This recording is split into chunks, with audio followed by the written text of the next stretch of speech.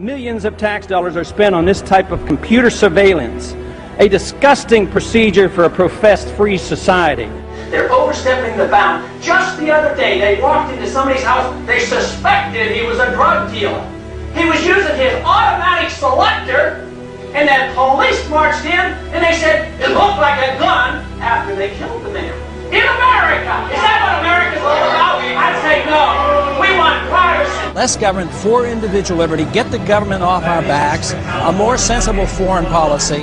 I'm very disappointed that so far in this Congress we have not yet seen any sincere effort to cut any spending. There's something wrong here that could and should be adjusted with decreased spending, not raising taxes, and not further robbing the Social Security Trust Fund. The more we threat, the more we intimidate, the more we want to bomb people, the more we're leading into another fiasco like Vietnam. We trade with Vietnam now. That's a much better way than trying to impose our will on Vietnam by going over there and dropping bombs. So I would say that this just points out again that we have a very, very poor foreign policy in the Middle East. I wish the Congress would address the unconstitutionality of presidents waging war. That, to me, is a lot more serious than Monica Lewinsky, let me tell you.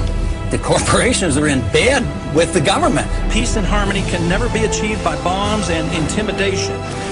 Mr. Speaker, over the last 3 to 4 years, I've come to the floor on numerous occasions trying to sound a warning about both our foreign policy and our monetary policy. The cause is the Federal Reserve. The cause is the problem is the Federal Reserve has been granted authority that is unconstitutional to go and counterfeit money. And until we recognize that and deal with that, we will continue to have financial problems. The Federal Reserve credit created during the last 8 months has not stimulated economic growth in technology or the industrial section, but a lot of it ended up in the expanding real estate bubble. This too will burst, as all bubbles do. During the next decade, the American people will become poorer and less free.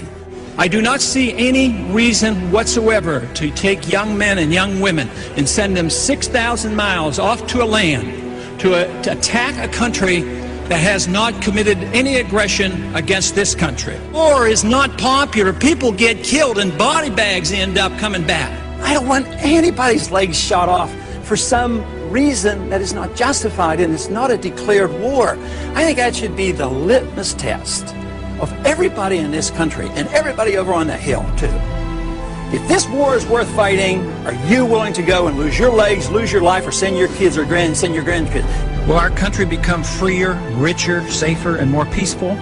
Or will we continue to suffer from lost civil liberties, a stagnant economy, terrorist threats, and an expanding war in the Middle East and Central Asia? Is it not possible that George Washington's admonition to avoid entangling alliances is sound advice even today? Both candidates supported the war in Iraq and the continuation of it. Both supported the Patriot Act and its controversial attack on personal privacy. The true patriot will repeal the Patriot Act, is what they will do. Both candidates supported increased spending in almost all categories. I'm the most conservative member here. I have voted, against more spending and wasting government than anybody else. Freedom, prosperity, and peace. Just come home. We just marched in. We have allowed our nation to be overtaxed and overregulated and overrun by bureaucrats. The founders would be ashamed of us for what we're putting up with.